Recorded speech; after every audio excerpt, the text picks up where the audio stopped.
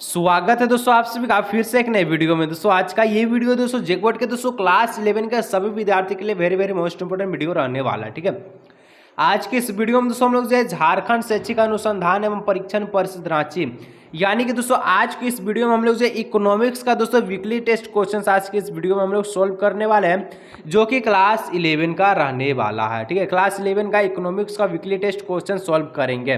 तो दोस्तों वीडियो को दोस्तों शुरू से लेकर अंत तक देखिएगा। जैसे कि दोस्तों आपको पता है कि वीकली टेस्ट में आपका 16 क्वेश्चंस का एग्जाम हो रहा है। सब आपका जो ऑब्जेक्टिव रहेगा यानी कि सभी प्रश्न आपका एमसीक्यू प्रश्न रहने वाला और एक प्रश्न पर आपको 2.5 नंबर मिलेगा। टोटल आपका 40 नंबर का जो एग्जाम रहेगा। ठीक है, तो चलिए दोस्तों हम लोग जो इकोनॉमिक्स का पहला प्रश्न को देखते हैं क्या रहने वाला। तो दोस्तों वीडियो को शुरू से लेकर अंत तक देखिएगा और शेयर नहीं किया अपने दोस्तों के साथ तो शेयर जरूर कर लीजिएगा, और अभी तक दोस्तों लाइक नहीं किया तो वीडियो को लाइक कर लीजिए। चैनल पे सब्सक्राइब नहीं किया दोस्तों चैनल को सब्सक्राइब भी कर लीजिएगा। तो चलिए दोस्तों हम लोग जो वीडियो को स्टार्ट करते हैं। ठीक है, तो दोस्तों आपका जो पहला प्रश्न दोस्तों कहता है अर्थशास्त्र जीवन के सामान्य कारोबार के संदर्भ में मनुष्य का अध्ययन है। यह कथन किस अर्थशास्त्री का है? ठीक है, अर्थशास्त्र यानी इकोनॉमिक्स के जो जीवन लाइफ में सामान्य कारोबार के संदर्भ में मनुष्य का जो अध्ययन है। ठीक है, तो यह कथन दोस्तों किसका है आपको बताना। तो यह कथन दोस्तों किसका है? तो यह जो आपका कथन है ऑप्शन नंबर बी हो जाएगा। ठीक है, अल्फ्रेड मार्शल का कथन है। ठीक है, ऑप्शन नंबर बी इसका जो राइट आंसर होगा। 2 नंबर का था दोस्तों आर्थिक समस्याओं क्यों उत्पन्न होती है। तो जो आर्थिक समस्या है दोस्तों ये क्यों उत्पन्न होता है आपको बताना है। तो आर्थिक समस्या उत्पन्न होने का जो मेन रीजन है वो क्या है? तो यहाँ पर इसका जो रीजन हो जाएगा क्या सीमित आवश्यकता या संसाधनों का एकल प्रयोग या संसाधनों की प्रचुरता या संसाधनों की दुर्लभता।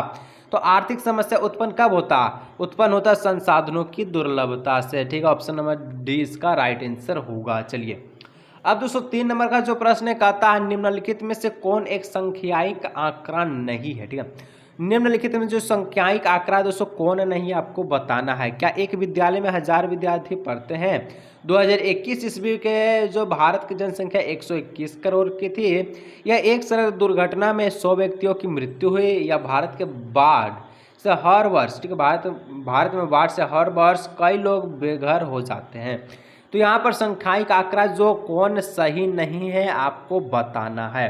तो 3 का जो ऑप्शन नंबर डी होगा दोस्तों भारत में बाढ़ से हर वर्ष कई लोगों जो बेघर होते हैं, आपका जो है संख्यायिक आंकड़ा सही नहीं है। ठीक है, ऑप्शन नंबर डी इसका राइट आंसर हो जाएगा 3 का। ठीक है, चलिए आगे दोस्तों 4 नंबर का प्रश्न कहता है शब्द एस्थेटिक्स की उत्पत्ति किस लैटिन शब्द से हुई है।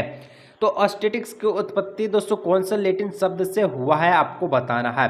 तो 4 का दोस्तों आपका जो राइट आंसर होगा दोस्तों एस्टेटस स्टेटस से हुआ। ठीक है, ऑप्शन नंबर डी सी इसका राइट आंसर हो जाएगा। ठीक है, चलिए आगे दोस्तों 5 नंबर का प्रश्न कहता है डैश सभी समस्याओं की जड़ है। तो सभी समस्याओं का जड़ कौन है आपको बताना है। ठीक है, तो कौन है दोस्तों सभी समस्याओं का जड़? तो यहाँ पर जो ऑप्शन नंबर 20 का हो जाएगा अभाव सभी समस्याओं का जड़ होता है। ठीक है, चलिए ऑप्शन नंबर 20 का राइट आंसर होगा 5 का। अब 6 नंबर है कि निम्नलिखित में से चर एक का उदाहरण है। तो निम्नलिखित में से कौन चर एक का उदाहरण है? या एक खास कलम की कीमत, या एक खास लैपटॉप की कीमत, या राष्ट्रीय आय, या एक बेंच की लंबाई। तो चर एक का उदाहरण कौन है आपको बताना है। तो 6 का जो right answer option number C हो जाएगा राष्ट्रीय आय इसका राइट आंसर होगा। ठीक है, जो लाइक नहीं किया तो दोस्तों वीडियो को लाइक करते चलिए। ठीक है, और चैनल पे पहली बार है सब्सक्राइब तो जरूर कर लीजिएगा। बोर्ड एग्जाम के लिए दोस्तों तहलका वाला जो दोस्तों यहाँ पर जो क्या होता है तैयारी होता है, ताकि आप बोर्ड एग्जाम में तहलका में चाहिए। जैसे कि आपको पता है क्लास 10 में आप पढ़े होंगे तब। ठीक है, कैसे आप जो है 95-96% लाए थे। चलिए अब 7 नंबर का प्रश्न कहता है दोस्तों प्रतिदर्श, ठीक है, सर्वेक्षण से क्या लाभ है। तो प्रतिदर्श सर्वेक्षण से क्या लाभ है आपको बताना। तो 7 का दोस्तों ऑप्शन नंबर हो जाएगा क्या हो जाएगा कम खर्च हो जाएगा, कम प्रगणक की आवश्यकता यानी कि कम समय। सभी का सभी ऑप्शन नंबर डी इसका राइट आंसर होगा इनमें से सभी। ठीक है, चलिए 8 नंबर कहता है इनमें से किस संस्था के द्वारा समाज आर्थिक मुद्दों पर राष्ट्रीय स्तर के लिए सर्वेक्षण किया जाता है। तो ऑप्शन से दोस्तों कहता है सेंस ऑफ इंडिया, राष्ट्रीय प्रतिदर्श और सर्वेक्षण संगठन, केंद्रीय संख्याई संगठन, श्रम ब्यूरो। तो यहाँ पर जो 8 का राइट आंसर ऑप्शन नंबर हो जाएगा बी नंबर राष्ट्रीय प्रतिदर्श और सर्वेक्षण संगठन। ठीक है, चलिए आगे दोस्तों 9 नंबर का प्रश्न कहता है भारत की जनगणना में किस किस प्रकार की सांख्यिक आंकड़े एकत्रित किया जाते हैं? तो क्या जन्म दर और मृत्यु दर संबंधित, या साक्षरता यानी पढ़े लिखे, या जनसंख्या के आकार और संरचना, इनमें से सभी? तो क्या होता है? तो हम लोग जानते हैं सभी आंकड़ा जो है क्या होता है, सांख्यिक रूप से एकत्रित किया जाती है, यानी ऑप्शन नंबर डी हो जाएगा, इनमें से सभी। ठीक है, चलिए 10 नंबर का आता है दोस्तों, इनमें से किस विधि में उत्तरदाता को प्रभावित किया जाता है? तो उत्तरदाता को प्रभावित किया जाता है कौन से विधि से? तो ऑप्शन नंबर 10 का जो सी ऑप्शन राइट है, जो आंसर होगा टेलीफोन सर्वेक्षण से। ठीक है, ऑप्शन नंबर सी इसका राइट आंसर होगा। चलिए 11 नंबर का प्रश्न दोस्तों कहता है वर्ग सीमा 60 से 80 का मध्य बिंदु है। तो 60 से 80 का दोस्तों मध्य बिंदु क्या है आपको बताना है। तो 60 से 80 का जो मध्य बिंदु हो जाएगा दोस्तों, ऑप्शन नंबर हो जाएगा ए नंबर 70 हो जाएगा। ठीक है, चलिए क्योंकि 60 और 80 के बीच में 70 है। 12 नंबर है दोस्तों, प्रश्न कहता है जब आंकड़ों का वर्गीकरण समय के अनुसार किया जाता है तब उस वर्गीकरण को क्या कहते हैं? ठीक है, जब आंकड़ा का जो वर्गीकरण तो उस समय के अनुसार किया जाता है तो उस वर्गीकरण को क्या कहते हैं? तो उसको दोस्तों हम लोग कहते हैं कि कालानुक्रम। ऑप्शन नंबर सी इसका राइट आंसर होगा। चलिए ठीक है, कुछ प्रश्न और बचा है।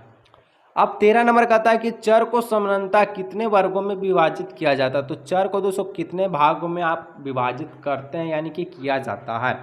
तो 13 का ऑप्शन नंबर सी हो जाएगा दोस्तों, ऑप्शन नंबर 2 इसका हो जाएगा, यानी कि 2 भागों में। ठीक है, चलिए आगे दोस्तों 14 नंबर का जो प्रश्न दोस्तों कहता है कि किसी वर्ग में सम्मिलित मर्दों की संख्या को कहते हैं।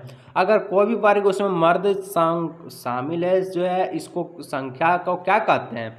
तो इस संख्या को दोस्तों हम लोग कहते हैं आवृत्ति कहते हैं। ठीक, ऑप्शन नंबर डी आवृत्ति। 15 नंबर का था विविक्त चरों के लिए आंकड़ों का वर्गीकरण डैश कहलाता है। तो विविक्त चरों के लिए दोस्तों आंकड़ों का जो वर्गीकरण है क्या कहलाता है? इसका जो आंकड़ों का वर्गीकरण है इसको हम लोग कहते हैं बारंबारता सारणी। ठीक है, ऑप्शन नंबर सी इसका राइट आंसर होगा। चलिए 16 नंबर वीडियो का लास्ट प्रश्न है, लाइक नहीं किया यहाँ तक पहुँच कर लाइक कर लीजिए। चैनल पर पहली बार आए चैनल को सब्सक्राइब करके दोस्तों के साथ शेयर नहीं किया कर लीजिएगा। लास्ट प्रश्न कहता है अंक गणितीय रेखाचित्र को किस नाम से जाना जाता है?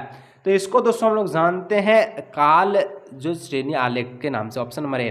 तो इस प्रकार दोस्तों आज के इस वीडियो को हम लोग यहीं समाप्त करते हैं। वीडियो अच्छा लगता है कर लीजिएगा जो काम आपका था। ठीक है, चलिए मिलते हैं नेक्स्ट वीडियो में।